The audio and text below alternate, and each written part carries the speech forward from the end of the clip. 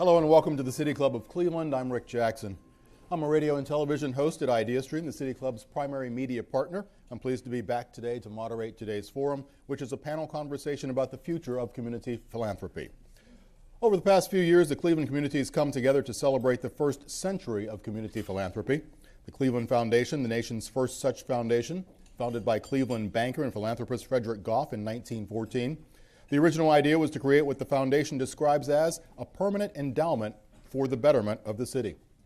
Pretty powerful idea. Within a decade, it had clearly taken root. 100 years later, the idea has spread to some 700 communities across this nation, distributing about $4.5 billion every year, going directly back to the communities that created them and that fund them. Around the world today, there are about 1,800 community foundations. But we're here today to talk about the next century of community giving. We will discuss current trends and innovations, present and future challenges, and how the role of community foundations is changing over time. So let me tell you who these wonderful people up here with me are. Mark Sidel is a professor of law and public policy at the University of Wisconsin-Madison. Equally as important, Professor Sidel serves on the Council of Foundations Community Foundations National Standards Board. That is the national accrediting and standard-setting body for American community foundations and trust. He's also worked as a consultant with the MacArthur, Gates, and Ford Foundations, assisting in the development of nonprofit and philanthropic law in China. India Pierce-Lee has worked at the Cleveland Foundation since 2006. She's a program director for neighborhoods, housing, and community development. She oversees the foundation's Greater University Circle initiative, which strives to knit together the network of anchor institutions and the many neighborhoods in and around University Circle. The Cleveland Foundation currently has more than $1.8 billion in assets. Brian Frederick is president and CEO of the Community Foundation of Lorain County. He's been there since 1998. That foundation stewards more than $125 million. Mr. Frederick is also chair of the Fund for Our Economic Future, which, as you know, is a regional consortium of philanthropy promoting the economic competitiveness of Northeast Ohio. And representing Akron, we have John Garofolo of the Akron Community Foundation, vice president for community investment there, which means he oversees grant distribution and works directly with the nonprofits that the foundation serves. Akron Community Foundation has $181 million in assets. So welcome to all of you. We're going to have a lively conversation today, and later that will involve you here in the audience. We're going to start, though, with Mark. He's going to give us a sketch of the landscape of community foundations today. Thank you, Rick, and I'm delighted to be here. There's no more appropriate place to talk about American philanthropic innovation, and particularly the role of community foundations, than here in Cleveland. As you all know, the Community Foundation movement, as Rick has just explained, began here with the Cleveland Foundation 100 years ago, and we have the multi-year celebration of the 100 years of American community foundations going on as we speak. It comprises a sector of now over 765 community foundations around the country and many other organizations, institutions of community philanthropy as well, with assets, as Rick indicated, of tens of billions of dollars and spending on charitable projects of several billion dollars, a number of billion dollars a year. It comprises, as you know from Cleveland and the surrounding area and throughout the country, large organizations and much smaller community foundations as well. It's a tremendously diverse sector under the banner of the Community Foundation movement. And it faces complex challenges as it enters its second 100 years. And I'm only going to take a few minutes here, but wanted to indicate what I think three of those large challenges are, and then we'll see if the other panelists agree or disagree on those challenges and how they and their institutions in the American community philanthropy movement are meeting them. One is, perhaps paradoxically, the challenge of donors. Donors want to do what they want to do, and that is both a great boon and occasionally something of an issue for community foundations and other philanthropic organizations. Finding unrestricted funds, funds that community leaders and community activists can put toward the best possible uses at a particular time in their community, which was one of Frederick Goff's visions back in 1914. Finding those unrestricted funds is, in fact, harder and harder to do. And the competition for donor funding has perhaps never been more severe in our country's history. There are a number of different ways that donors can deploy their funds for social good. As philanthropic innovation goes, community foundations are one great example, but there are many others in American history. We're also honored to have here today the leading American scholar of philanthropic history, David Hammack, who's Hiram Hayden Professor at Case Western Reserve, and who has written extensively on not only community foundations, but private foundations and other American philanthropic innovations. So the first challenge is the challenge and the boon of donors. The second challenge is the challenge of community itself. What does it mean for community foundations and community philanthropies to serve their communities? There is something of a traditional grant-making role within communities to support community infrastructure and community organizations, but a great number of community foundations and other community philanthropic groups are taking on other roles in their communities as organizers, as conveners of dialogue, as those who push policy forward in various ways. There's tremendous diversity in the ways in which community foundations are playing leadership roles in their communities, and there isn't a community foundation I've met in the United States or abroad that isn't thinking hard about the challenge of playing an important role in their community, whether through grant making or convening or other ways, at a particularly challenging set of times. And the third challenge, related to the first two, is the challenge of impact. In many cases, many of the 765 or so American community foundations are relatively small groups with assets that range from, in some cases, a couple $100,000 to perhaps $5 million, $10 million and up. Even large community foundations, like the Cleveland Foundation, face the questions of how to have impact in their communities, measurable impact that help communities get better and address social need. And again, we're seeing tremendous diversity across the country in the ways in which community philanthropy and community foundations address these issues of impact and innovation in social programs in their communities. So the challenges of donors, the challenges of community and what it means to serve a community, and the challenge of how to achieve impact are, in my mind, as I talk with American community foundations and newer community foundations around the world, three important challenges that the community philanthropy movement faces as it enters its second century. And with that very brief introduction, I'm going to turn it back to Rick and our distinguished panel of community foundation leaders. Thank you. Thank you, Mark. So you've set a great foundation, if I could, for the conversation we'll have here today. One of the phrases you kept using was community foundation, and there are private foundations. Many of you here in the room who work for private foundations.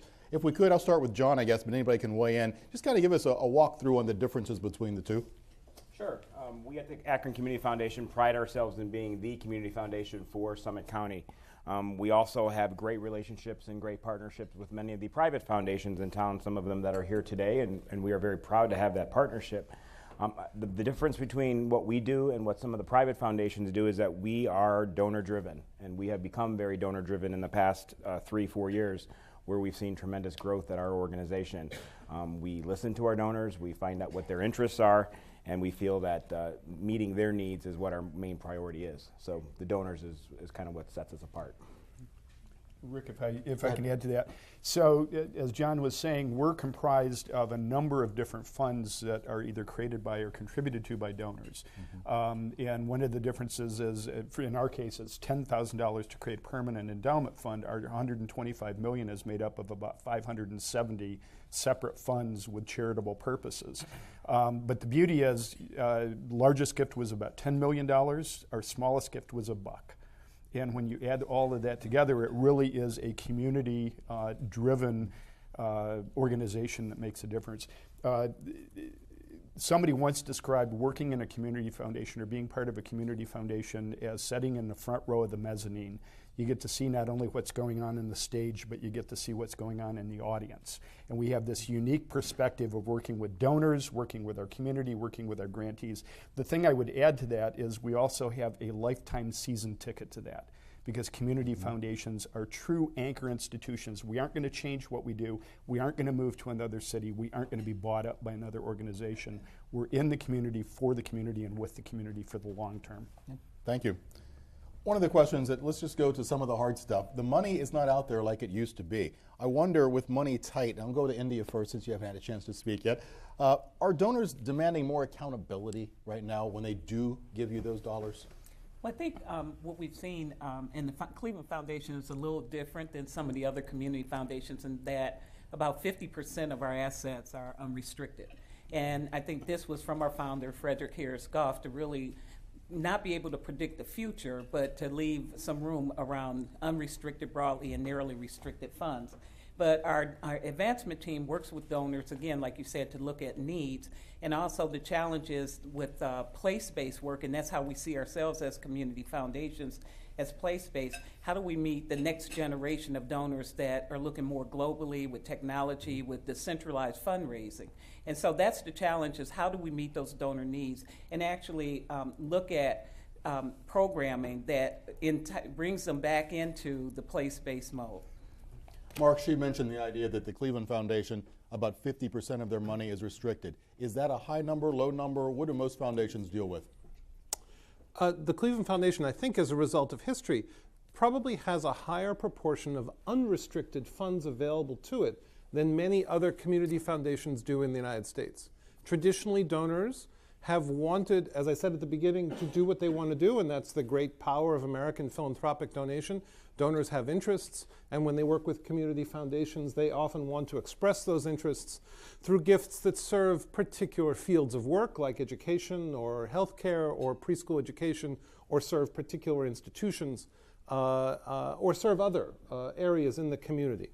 So many organizations have more highly restricted funds as a proportion of their assets than I think the Cleveland Foundation has indicated. Again, that's both a boon and a challenge. Donors want to work with organizations that will work with them actively, vibrantly, robustly on the areas they want to work with. It also does, at some level, hamper community foundations at times from pursuing certain needs in their communities when donors may have other interests. So it's always a balancing, and it's always a discussion with donors. But to your particular question, there are a number of community foundations in the United States that have significantly higher portions of restricted assets than the Cleveland Foundation does, largely because of history. Brian, you're nodding your head. Yeah. 94% of our assets have some charitable restriction on them. And I think we're the youngest of the community foundations here. We're 35 years old, and it is what it is. So as Mark said, there's certain things we can do. You have to work with the resources you have. And we figured out how to serve best our community with what we've got and have conversations with donors about potentially changing that. But our asset base is what it is, and you've got to live with that. Not that you're playing games with the money, but are you trying to find ways to bend it to other needs? Do you, not besides going back to the donors to ask them for a change, are there ways to restructure? Once we agree to a fund, it's locked in until one of the things about community foundations is we have something called the variance power.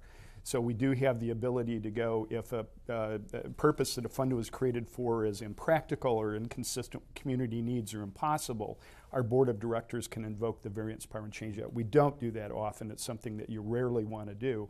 But we've done a softer approach. So we work with donors. In our case, we have donor advised funds at the Community Foundation of Lorain County. They're all endowed. And our donor advisors actually fund about 60% of our competitive grant making, which is unusual for many community foundations. It's just how we do it in Lorain County, which is different than Akron, which is different than Cleveland. And that's the beauty of it, is that you can mold this thing around your community, the culture, and the needs within the community. And those community foundations that have done it are doing miraculous things, and often irrespective of the amount of assets they have. Rick, in Akron, 30% of our funds are unrestricted, but we have, in the past year, have made a big boost in working with our donor fund holders in funding some of the competitive grants that Brian had mentioned. And last year, almost $500,000 was contributed by our donor fund holders to supplement what our board discretionary grant making is as well. So we're listening to the donors, we're hearing what they want to contribute to, we're hearing what they want to support, and we're taking the needs of the community to them, and they're really appreciating that. John, Mark had mentioned the idea of large impact gifts. Is that a better way for the foundation to work with those large gifts, or would you rather spread the money out, seed different factions along the way with smaller donors? Gifts or grants? Grants. Yeah, we are tackling that issue right now. I mean, we on any given grant cycle, we have about $500,000 to give out, and we award those to about 35 to 40 different organizations. So right now our board is challenged with, do we make fewer grants of higher amounts for making a bigger impact? We're just in that process of beginning to look at our strategic plan, and it's a discussion that our board is going to start actually in the next couple weeks. Okay. India, tell me some of the inner discussions that have to go into the grant-making decisions. For instance, do you go with something artistic over something that's going to help the greater good? What are some of the inside discussions we don't get to hear? Well, actually, we have vital areas of importance that represent the needs of our community. So it's education reform, neighborhoods and housing, arts and culture, youth and health and human services. And so as we look at our vital areas of needs, that's what we look at our grant making around. Is it meeting the needs in the community? Also the performance of the nonprofits that we're funding. And we have a process where we, collectively look at all the grants that come in on a regular basis. So I think it's a conversation. It's not working in silos. And so we have two sides of our house, our community responsive grant making, and then the larger grants we do around board directed and strategic initiatives, like some of the work we've done in Greater University Circle. So it's really a process. And, it's really, we talk to our grantees and, we ask them, and we have a lot of work, because we work close with a lot of our grantees, we kind of know the work they're doing. Are we helping to build capacity? Are we being strategic? And then there's opportunities to connect organizations that can have a larger impact. Thank you. I should probably, for full disclosure, mention that IdeaStream does receive money from the Cleveland Foundation, for which we are extremely grateful. But it's only fair that I should make sure that you know that that's not why I'm here. But but we are grateful. So thank you. When we talk about Akron, you are there with some other big foundations as well. The GAR Foundation is there. The Knight Foundation is there. Do you work more collaboratively, or is there a competition to get that money out to different groups that could help? I used to work in Cuyahoga County before going down to the Summit County area, and I must say that Akron, Summit County is probably one of the most collaborative areas that I've ever worked in. Not only from the government officials, from the mayor to the county executive to the schools, the universities, and as well as the philanthropic community. We have very strong partnerships with the GAR Foundation and the Knight Foundation and the Burton D. Morgan Foundation, because it's important for us to talk to each other to find out who's funding special initiatives, what big ideas are out there that may need additional funding from other foundations and other organizations. So it's good that we get together on a quarterly basis to talk about different ideas, and it's important for us to talk to each other. Mark, the whole idea of collaboration like that in an area, is that something we see nationally, or is Cleveland just bigger and better? We see it going on across the country.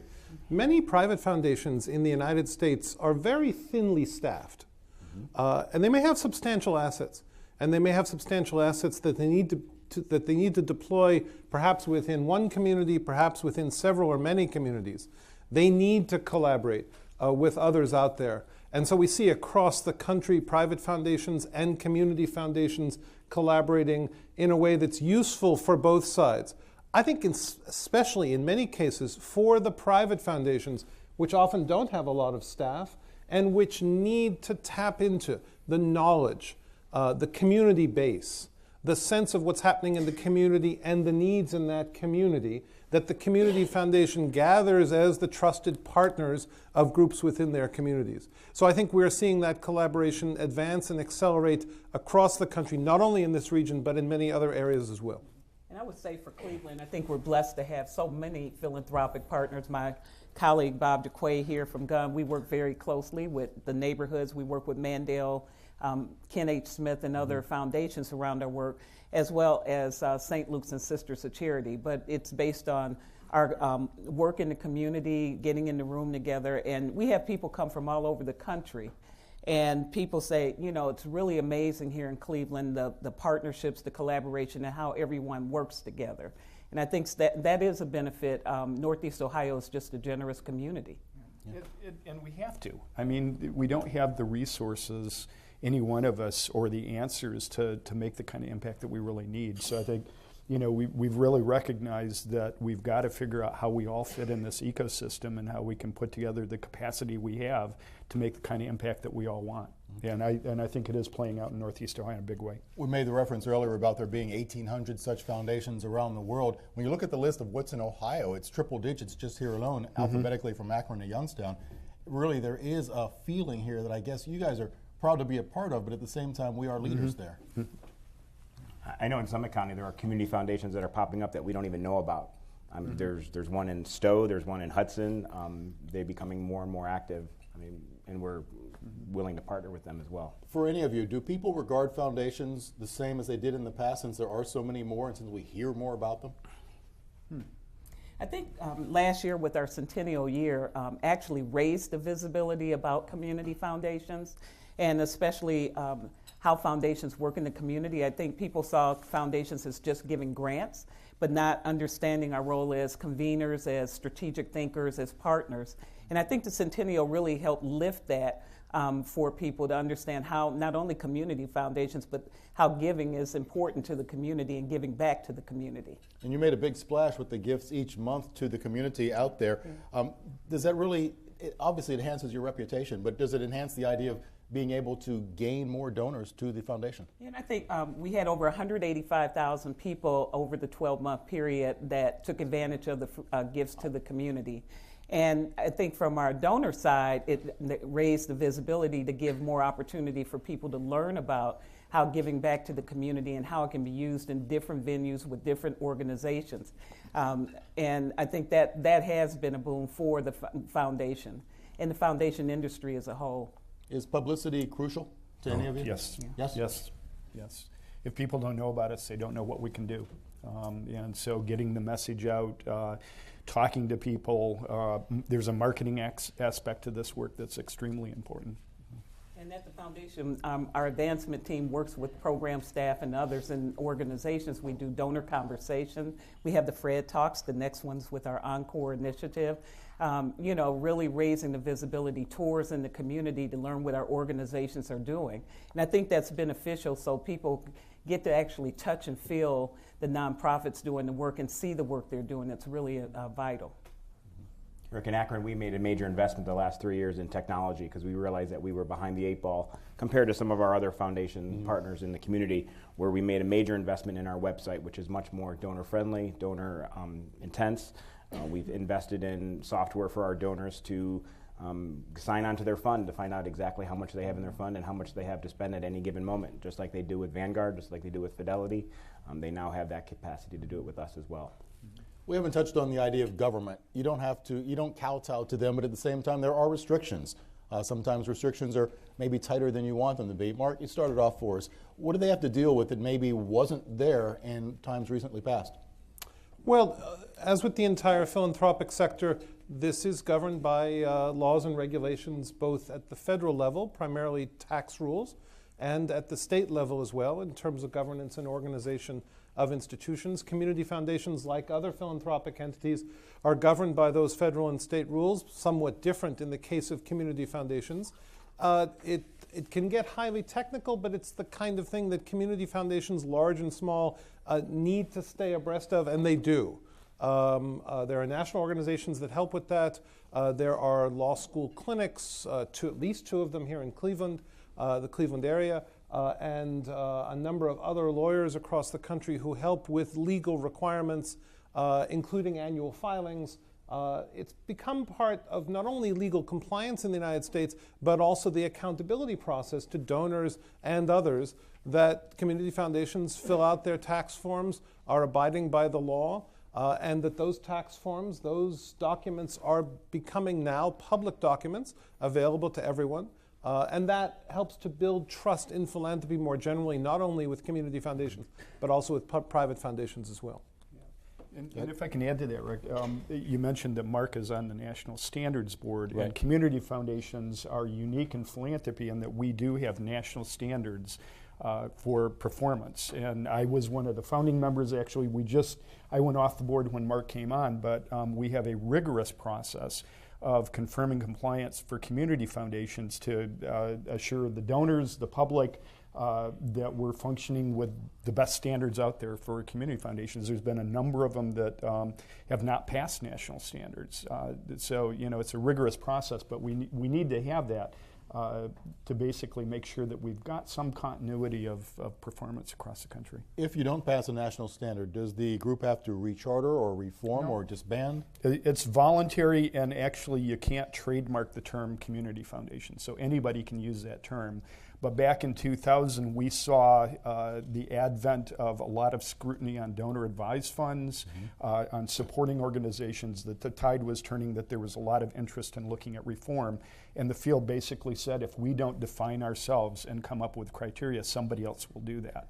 And so we went through a process of approving the national standards and then a confirmation process. I think there are, what, Mark, about 500 in the country that have actually gone through this voluntary process and been confirmed in compliance. And it's kind of like a good housekeeping seal of approval for a place that you can give your money to and know that it's going to be feel cared safe for. about it. Yeah. I believe all three of our organizations follow that standard. Yep. I was going to ask. Yeah, good point. Yep. We see almost across the board asset growth. Is it a constant companion, though, this need to continue to build the assets, the need to always have a better endowment, a better bottom line? Well, from a legal standpoint, we have this thing called the public support test, that if you don't continually bring in new money from new donors, if you just rely on investments, the IRS will come back and say, hey, you aren't a public charity anymore, you're a private foundation. And there's a set of rules and requirements that we don't want to live by that private foundations have to. That it's much more rigorous. But it's also about, we want to encourage people to give back to the community. We're going through a period of time where there's an unprecedented, $70 trillion is going to transfer from one generation to the next. And we've actually mapped it out in Ohio county by county what that looks like. And frankly, we want to encourage some of that to be given back to our communities. And so I think the idea of growing assets means that we can have more impact in our community, we can do better in different things, we can be a stronger part of that ecosystem. And there is a push from all nonprofits, really, to get people to leave money as they leave the earth. Is that something that we're looking at? Dan Moulthrop laughing, I don't know why. But is that something that we really need to push at to get that generation Brian's talking about, to get them to leave money to the foundations to do more great work? Yes. They're all nodding. It's radio, you have to say something. Okay. We are coming up on the time where all of you will have questions. Shortly we will get to that. Just as we look back, there are different things that go on from the foundations that maybe people aren't aware of. If you could just each give me one example of something that's happening out there that people are thinking, oh, the Foundation of Lorain is behind that community foundation. I'm sorry, I got to get the name right. Or the Cleveland Foundation is right. Just, Andy, start us off. Well, one area I'd like to talk about is the work that I do, the 10th anniversary of the Greater University Circle Initiative, and this is working with Cleveland Clinic, Case Western Reserve, University Hospitals, the City of Cleveland, and many of the nonprofits. And it's really a multi-pronged approach to neighborhood revitalization in 7 of the underserved neighborhoods around University Circle. But this is where a community foundation serves as a leader, a convener, and leveraging the resources, both knowledge and financial, of these major institutions, the city, to really make an impact for lives of people living in these neighborhoods, workforce development, education, physical development, transportation. And it's really been exciting that it's been 10 years now. And, you know, we couldn't do this without the partners. We don't actually do the work, it's our partners, but we support that and bring people together. For the past 18 months, Akron Community Foundation has worked very closely with the Center for Community Solutions here in Cleveland to put together a very comprehensive community report that indicates 5 of the most pressing issues in our community, in our county. And when we sat down and really looked at the data and looked at the research that came from that report, we realized that the Akron Community Foundation is at the forefront of a lot of those issues and a lot of those problems that existed, as well as some of the other foundations are as well. The one that we realized we are not sharing our fair share and contributing, we are going to look at that, and we're going to see how we can really make an impact on the aging senior population in Summit County, because it's becoming a very emerging issue, a pressing issue. That's something that our board's going to look at very heavily, of investing more dollars in that topic. Thanks. Brian? We're farming. We've got a program called Forever Farmland, and we make guarantees to farmers that if they want to leave a farm to the Community Foundation, we will hold title to that, we will lease it out, we'll put a conservation plan on it, and we, as long as we can turn enough net profit to have a charitable impact that they care about in the community, we'll continue farming the property. Fantastic. And I would just point out, since I'm not from this area, that each of these three examples take us back 100 years to this great American philanthropic innovation, which is the Community Foundation, as community leaders, as community strategists, as community conveners. And each of these examples have given us an idea about how this question of how to convene within the community, how to lead within the community, how to help and work with the community on strategizing around problems are playing out in each of these three great community foundations. These are independent examples, but they indicate the role that American community foundations are playing as the movement enters its second century. Thank you. Take a breather, guys. Today at the City Club of Cleveland, we're enjoying a Friday Forum panel discussion on a century of community foundations, the evolution and future of American philanthropic innovation, featuring Brian Frederick, President and CEO, Community Foundation of Lorain County, India Pierce-Lee, Program Director for Neighborhoods, Housing and Community, Cleveland Foundation, John Garofolo, Vice President, Community Investment, Akron Community Foundation, and Mark Sidel, Doyle-Bascom Professor of Law and Public Affairs at the University of Wisconsin-Madison. I'm your host this afternoon, Rick Jackson from IdeaStream. We encourage you now to organize questions for our panelists. Remind you your questions should be brief and to the point. We welcome all of you here and those joining us via 90.3 WCPN, WVIZ PBS, 104.9 WCLV IdeaStream, or one of the many radio stations across the country and the region that carry City Club programming. Television broadcasts of the City Club are made possible by Cleveland State University and PNC. Our live webcast is supported by the University of Akron.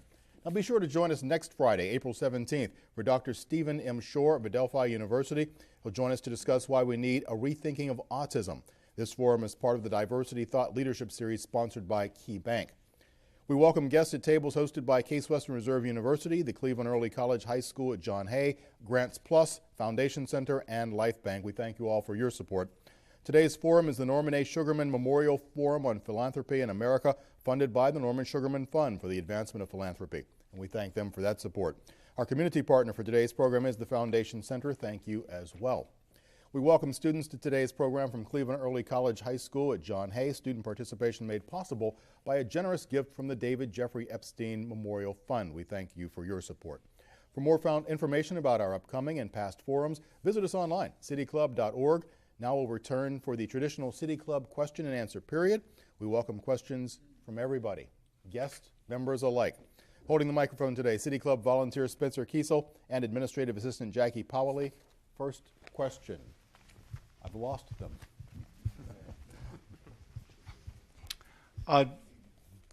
In his warm-up act, Dan Malthrop mentioned the creation of the 501c3 status by the IRS in the 1940s. Now, obviously, community foundations predate that, but there's a lot of talk in Washington now about changing the tax code, and one of the things that's at risk is the charitable deduction. And Mark, I'm particularly interested in your perspective. What kind of impact might that have if, in order to lower the tax rates, they have to do away with deductions and one becomes the charitable deduction? What would happen to that and its impact on community foundations? Each of the panelists can present their own views on that briefly, of course, but I think they'd agree with me, which is that a substantial change in the charitable deduction would be very unfortunate for American charitable giving, and particularly for the good work that American charitable organizations, including philanthropic organizations like community foundations, do. I understand the impetus toward those discussions, but I think a substantial change in the charitable deduction would not be good for our charitable and philanthropic culture in the United States. Agree. Unanimous? We're sure. Okay. Next question. Another thing relating to government, a major theme in political talk these days is lowering taxes, downsizing government. To what extent is philanthropy replacing government in such things as the social good, public welfare, et cetera? And to what extent is it going to be effective? To what extent is that a good thing? It's a changing landscape, Jim, and you have to look at it as a case-by-case basis. The Community Foundation of Lorain County is 35 years old, and we were created with a premise that we didn't want to supplant government. What was required out there, we certainly don't want to provide an easy way out. But the landscape in our communities are changing so much that it's often a case-by-case basis. We're seeing businesses that are no longer as anchored in the community. We're seeing a different set of players and a loss of players in some cases doing community problem solving and community thinking. And so our foundation in particular has spent about 10 years looking at what does it mean to be a truly anchored organization in the community that's going to be around forever. We've had requests to get involved in things that we've never gotten involved with before. But it's given us an opportunity to weigh in on things like government efficiency and how can we get folks to work better together and convening folks to a table that might not otherwise have gone. But I don't think there's an easy answer, but I do think it's something that we're all challenged with. Thank you. Spencer? I was particularly interested in your description of the voluntary standards that community foundations have agreed to abide by or to be certified in. I'd really like you to go in a little more detail of what those standards are and specifically what areas they cover. And specifically, how difficult would it be for a very small community foundation in a rural community to meet those standards? I happen to have a connection with one, not with a foundation, but with a community that has one that's only a county of 55,000 people, not a great deal of wealth. They have a small community foundation. This is an issue that comes up in every area of self-regulation, where it can at times, for reasons of resources and history and capacity, be easier for larger organizations to meet accreditation or self-regulation standards. It's something that we and our predecessors on the National Standards Board have thought about and worked very hard on over the years. As you were mentioning before, over 500 American community foundations have joined and passed the national standards levels that the National Standards Board, that the Community Foundation National Standards have set in areas like governance, ethical standards for fundraising, and a whole range of other accounting, finance, whole range of other areas. But a key area that we continue to work on is maintaining the high quality of the standards while also working very hard with smaller community foundations around the country, which are often but not always newer community foundations around the country, to enable them to meet those standards, have the conversations, work with their board to meet those standard levels. The great value of standards, not only for community foundations, but in many other areas, is not the disciplinary or punitive or anything like that. It is in helping sometimes isolated groups to understand what best practices in the field are and moving over time toward adopting some of those best practices as they can. And that's very much the philosophy that the Standards Board and the National Standards have worked with. And I'll let my colleagues who've actually worked with these standards say more about that if they want. It's tough. It's difficult going through. We do have community foundations that are unstaffed that have been certified for national standards. And one thing, John Guest is here from Philanthropy, Ohio. We're currently having some really great conversation, and we're going to have a meeting next Tuesday. Part of that is about how we, the foundations that have capacity, can help the smaller community foundations in the state pass national standards. Because we're working on some tax incentives potentially within the state for national standards, or for community foundations that have national standards. I think the benefit of it holds ourselves accountable, not only to our communities, but to the foundation world in general. It's an every 5-year process, so it allows us to look at our policies, our procedures, our guidelines every 5 years to make sure that we are constantly in compliance. Thank you. Next question. Community foundations have significant influence on the nonprofit agency world. Are there any trends among nonprofit agencies that you would support and encourage to enhance effective or efficiencies and impact? I think over the last 5 years, we've seen a huge increase in collaboration and mergers among a lot of the nonprofit organizations. And I think it's really incumbent, given the financial situation we have in our city. A great example, in the community development system, we had at one time over 50 community development corporations serving Cleveland. We have about half of that now. We probably can reduce that more. But it takes, being very strategic, working together to bring those partnerships and not duplicate services. I think that's, one of the things we've seen. We had, at a time when the housing boom was going on in Cleveland, every community development corporation probably had their own housing development manager. We don't need that today. And I think in the social service area, we could see more of that collaboration and partnerships and maybe some mergers there. I think we, as many other foundations, do stress the collaboration between organizations in order to become more efficient and more effective. We started a process probably a year and a half ago with 3 separate fatherhood initiative programs in Summit County that were all doing the same thing. They were all doing great things for their community, for their area, but they were all coming to us for money, and we realized we can't be everything to everybody. So we actually paid for a consultant to really bring the 3 of them together to talk about how they can break down their individual silos to come up with one organization that benefits their area. And happy to say that from that, the Summit County Foundation or Summit County Fatherhood Initiative was born, and those 3 organizations are now one working together. So I think it's our role as a community foundation to bring those organizations together when it best sees fit to do so. Yeah. And just to be different, I'll talk about something else. One of the areas that we're really interested in is board governance of nonprofit organizations, and we've been focusing on an initiative for about the past 6 years, trying to strengthen individuals that serve on boards. As a community foundation, we've worked with boards of directors in the past, provided consulting, providing assistance, and it works great until they start getting turnover. And so our approach lately has been to focus on individuals serving on boards, giving them a better idea of what's expected when you're a board member of a nonprofit organization, giving them tools and resources to be a great board member, and then giving them a network of folks so that they can talk about governance. And I think collectively we're in a governance crisis within our nonprofit organizations.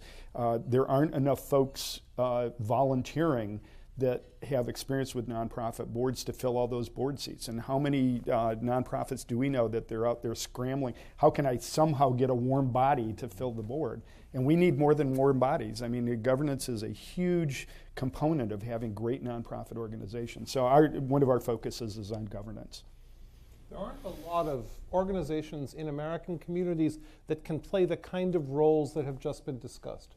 Reducing duplication and strengthening performance, as the first 2 speakers indicated, for 2 very different kinds of areas.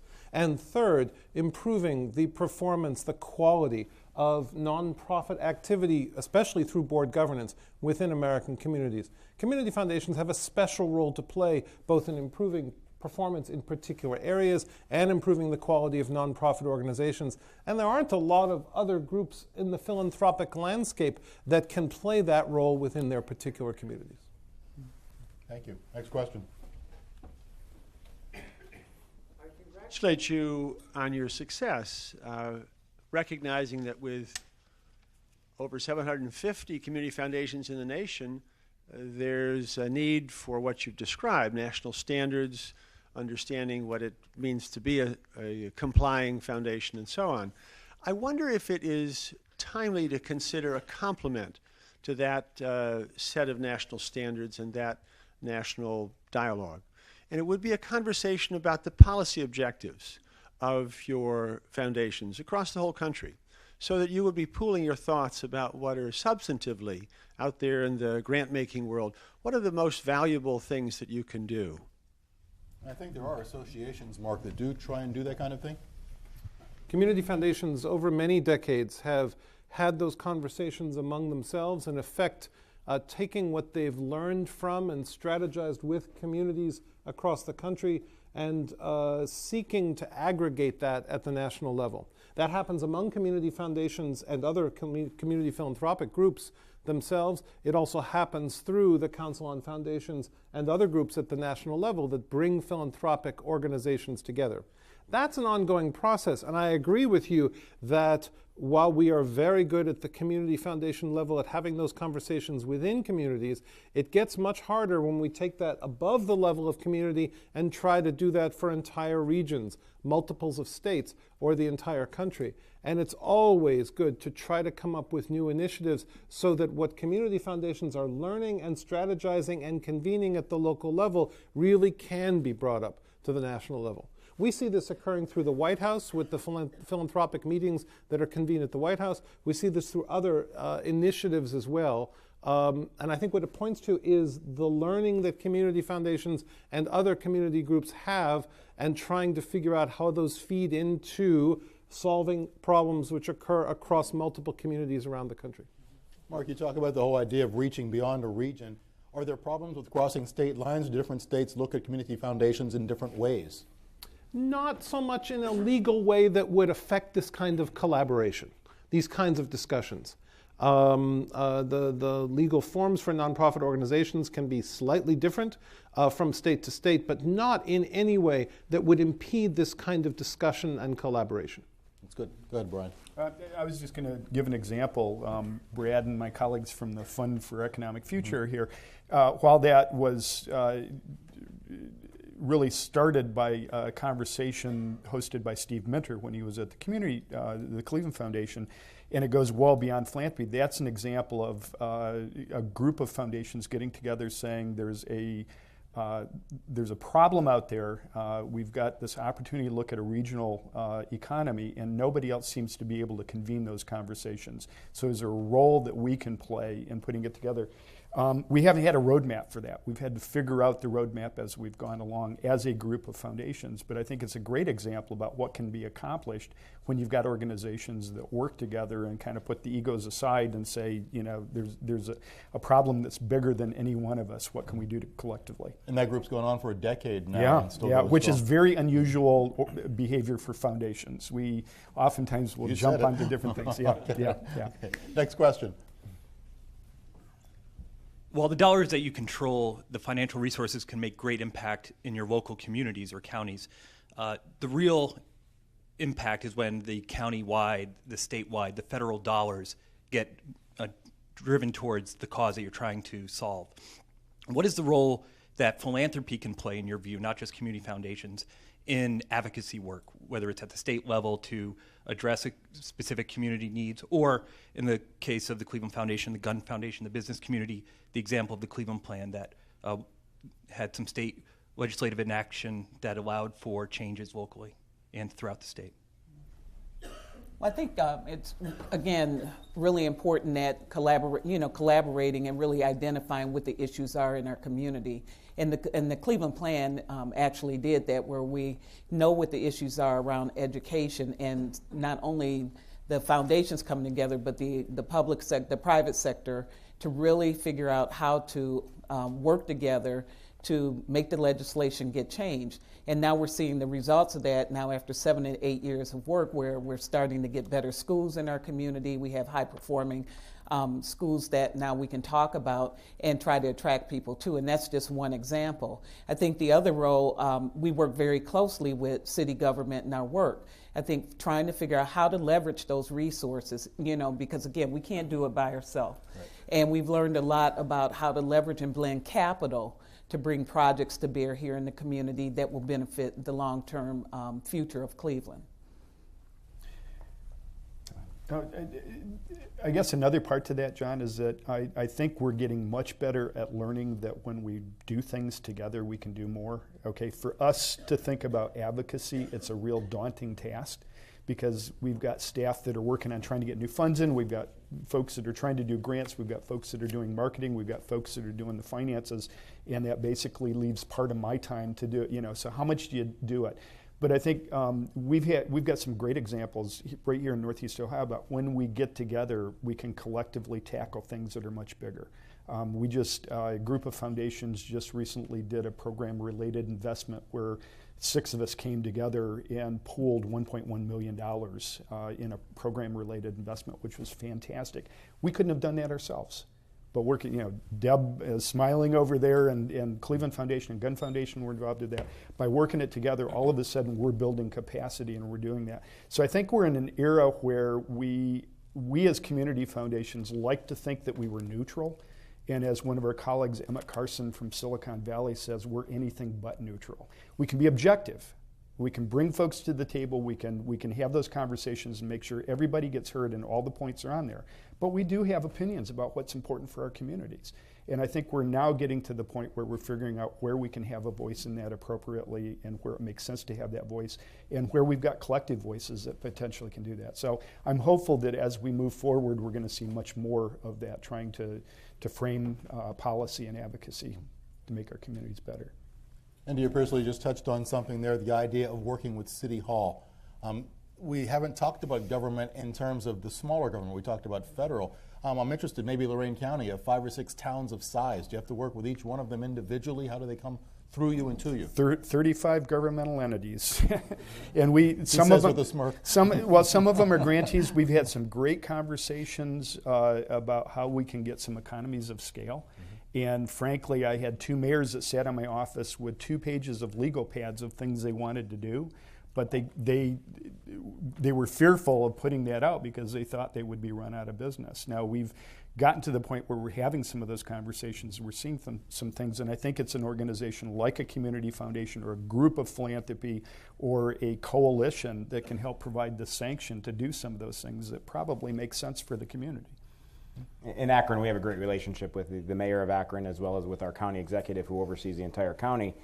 There are various initiatives that the county executive has brought into the table for philanthropic dollars that we are very happy to participate in, looking at early childhood poverty, looking at children issues. So whenever they come to us with issues, we're willing to listen. Yeah, it's great though when we go beyond being looked at as a funder and looked at as a partner. That's where you can really make some things happen. And they use your expertise in areas that they may not have at City Hall? By the same token, it's a tremendously diverse field, this field of community philanthropy and community foundations. And there are other groups out there, perhaps not the ones represented on this stage, that may be less comfortable with advocacy and may be less comfortable with influencing government policy, may be less comfortable even with a community convening role, and see their role as funding good organizations to do good work in their communities, and that's fine too. We don't have a one-size-fits-all approach to American philanthropy, and certainly not to American community foundations. I sat on the board of a community foundation, a smaller community foundation, that did not engage in public-private partnerships, did not engage in advocacy, engaged in supporting organizations with the community. That's acceptable too. It's acceptable under national standards. It's a valuable thing to do, especially at a time when there may be declining resources from other areas. And for me, it's a marker of the tremendous diversity we have within the American charitable and philanthropic communities, that we can have community foundations that are doing that kind of work, while at the same time, not too far away, we can have community foundations that are doing the high-level advocacy, public-private partnerships, and also policy work that these 3 community foundations are doing as well. My name is Deb Hoover with the Burton D. Morgan Foundation. I think we're all very proud here in Cleveland that the concept of the Community Foundation was born here. I had the privilege more than a decade ago of working on the establishment of a community foundation in a small community in Australia. So my question is, how do you see the concept of the Community Foundation translating internationally, and have any of you been able to do some of that work internationally, helping community foundations to start and grow? Well, not me personally, but my executive vice president, Bob Eckert, who's been with the foundation, almost 34 years, has been instrumental in helping international foundations get started. I know in Puerto Rico and some other places. So I think as this field has grown, that there has been a growing area. We have a wonderful relationship with one of our grantees who always seems to bring in delegations of people from different countries, and they all seem to have community foundation backgrounds or foundation backgrounds. And we are very happy to learn from them as they are to learn from us. So it's something that we like doing on a regular basis. I was involved for 12 years with something called the Transatlantic Community Foundation Network. and got a chance to work with community foundations in Slovakia, Poland, Italy, England, Germany, Belgium, Russia, and the neat thing about it is this concept translates in so many different ways. There's 2 women in the Brazilian rainforest that have created a community foundation-like organization where they're bartering goods. And it's with indigenous populations down there, and it's just phenomenal. We're seeing it translate all over. Bill White, the former CEO of the Charles Stewart Mott Foundation, said he believes that community foundations are the single most possible entity in the world in terms of redistribution of wealth. And we see it. We've made a couple of grants to Africa, and we used a colleague in South Africa to help us do due diligence and figure out their legal structure and help us make those grants possible for a Rotary Club. There's a network of folks that are just figuring out how to put this in almost every community in the world. Professor, we hear these stellar examples here. Is this common around the country that groups in the United States have reached out? Absolutely. This great American philanthropic innovation that began here in Cleveland, the second century will be characterized, at least in part, by continued expansion around the world. We have hundreds of community foundations around the world, actually over 1,000. We have intensive efforts every 10 years or so to map them. I've had the opportunity of working with a number of them in Asia, and we will see this idea spread around the world. Not necessarily exactly the American model. It gets adapted. It gets adapted to local circumstances, but we will see this idea of mobilizing resources from families and individuals to serve place-based giving and place-based change expanding around the world in the second 100 years of community foundations. And lastly, is there room for growth? There's certainly room for growth. It's complicated growth. As newer, smaller community foundations get started in what is a complex field to operate in, they have lots of issues that they have to work through. So it's complicated to figure out how to grow as a community foundation, but there is no doubt that there is room for growth in assets, growth in grant making, and growth in the role of community foundations within their communities, not only in the United States, but around the world as well. Thank you so much. Mark Sidel, India Pierce-Lee, Brian Frederick, John Garofolo, thank you for your participation today. Today at the City Club, we've been enjoying a Friday Forum panel discussion on a century of community foundations, the evolution and future of American philanthropic innovation. Thank you, panelists. Thank you, guests. Ladies and gentlemen, this forum is now adjourned.